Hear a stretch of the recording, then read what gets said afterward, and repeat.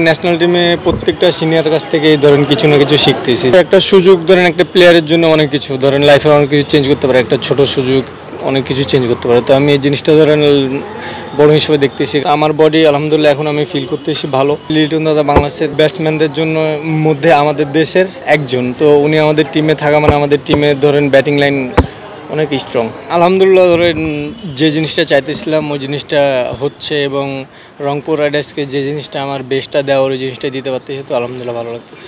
চিন্তাভাবনা দেশি বিদেশি এরকম মাথায় থাকে না, মাথায় থাকে যে ব্যাটসম্যান রিড করে এবং সিচুয়েশনকে ডিমান্ড করছে ওই জিনিসটা অ্যাডজাস্ট করে বোলিং করার চেষ্টা করতেছি। হ্যাঁ অবশ্যই ধরেন ব্যাটসম্যান রিড বলতে সিচুয়েশন বোঝা বলতে ধরেন কোন ব্যাটসম্যানকে কোন সিচুয়েশন কিংবা ধরেন কোন ব্যাটসম্যান কোন সাইডে স্ট্রং এইসব জিনিসগুলো ধরেন সিচুয়েশন কিংবা রিড করে বোলিং করা বলে না। অবশ্যই আগে টিম মিটিং এগুলো সব কিছু আলোচনা হয়, দেন ওই প্ল্যান থেকে ধরেন মাঠে এক্সিকিউট করা হয়। হ্যাঁ আমি ধরেন ন্যাশনাল টিমে প্রত্যেকটা সিনিয়র কাছ থেকে ধরেন কিছু না কিছু শিখতেছি, যেহেতু আমি ন্যাশনাল টিমে সবার জুনিয়র, তো আমার যে কোনো ছোটোখাটো ভুলগুলো সবাই ধরে দেয়, ওই জিনিসগুলো আস্তে আস্তে প্র্যাকটিসে ইমপ্রুভ করার চেষ্টা করি।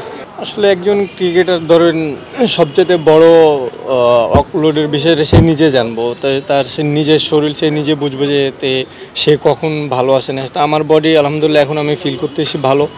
তো ধরেন টিম ম্যানেজমেন্ট রংপুর রাইডার্স আমাকে সাপোর্ট করতেছে, বিসিবির থেকে আমার খোঁজ খবর নিতেছে, ওভারঅল মিলে আলহামদুলিল্লাহ সব দিকে ভালো চলতেছে। আসলে মেন্টালি ধরেন অবশ্যই রেস্টেরও প্রয়োজন আছে, টানা খেলে ইঞ্জুরির চান্স আছে। তো ধরেন এখন আলহামদুলিল্লাহ বডি ভালো ফিল করছি। রংপুর রাইডার্সও আমাকে ভালো সাপোর্ট করতেছে, ওরা বলছে তোমার যখন রেস্ট লাগবে আমাদেরকে বলো, তো তাদের সাথে আমার কথা চলতেছে, যখন রেস্ট লাগবে তাদেরকে আমি বলবো। অবশ্যই ধরুন ভালো কোচের সাথে কাজ করলে ভালো লাগে, কিছু শেখা যায়। তো ওনার সাথে আমি রংপুর রাইডার্সে প্রথম, তো ওনার সাথে কোচিং যতটুকু কাজ করেছি কিংবা যে কোনো জিনিস শিখছি এনজয় করতেছি। করা নাকি না আমার কাছে তো নর্মালি মনে হতেছে, সেরকম এখনও কোনো কিছু করা কিংবা দেখতে পাই না।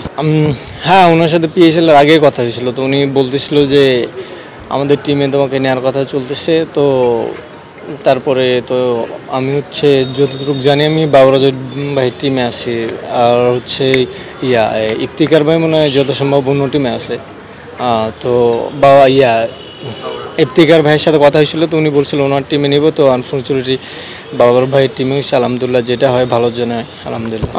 প্রথমেই আমি যেহেতু ম্যাচ ছিল ম্যাচে আসছিলাম, তখন জানতে পারি টিম বাসায়। তারপরে ধরেন বাসায় আব্বু আম্মু জানছে, প্রথম আব্বু আম্মু জানছে। অবশ্যই একটা সুযোগ ধরেন একটা প্লেয়ারের জন্য অনেক কিছু ধরেন লাইফে অনেক কিছু চেঞ্জ করতে পারে, একটা ছোট সুযোগ অনেক কিছু চেঞ্জ করতে পারে। তো আমি এই জিনিসটা ধরেন বড় হিসেবে দেখতেছি, কারণ আমার লাইফে ধরেন প্রথম যে কোনো বাইরের দেশে ফ্র্যাঞ্চাইজি লিগে সুযোগ পাইছি, তো বড় হিসাবে দেখতেছি। হ্যাঁ অবশ্যই ধরেন ন্যাশনাল টিমে এক্সপিরিয়েন্স আছে, ইয়াং প্লেয়ার আছে, সবাই আছে, তো ওভারঅল মিলে সব কিছু ভালো হবে ইনশাল্লাহ। হ্যাঁ ইনশাল্লাহ। হ্যাঁ অবশ্যই ধরেন পেস বোলিং লাইফ মানে ইনজুরি আসবে, ধরেন ক্রিকেট খেলতে গেলে ইনজুরি হবেই। তো এই জিনিসটা যত দূর পারা যায় ধরেন নিজেকে মেনটেন করতেছি, কোন কাজগুলো করলে ইনজুরি থেকে মুক্ত থাকা যায়, তো ওই জিনিসগুলো করতেছি। হ্যাঁ অবশ্যই ধরেন লিটন দাদা বাংলাদেশের ধরেন বেস্ট ব্যাটসম্যানদের জন্য মধ্যে আমাদের দেশের একজন, তো উনি আমাদের টিমে থাকা মানে আমাদের টিমে ধরেন ব্যাটিং লাইন অনেক স্ট্রং।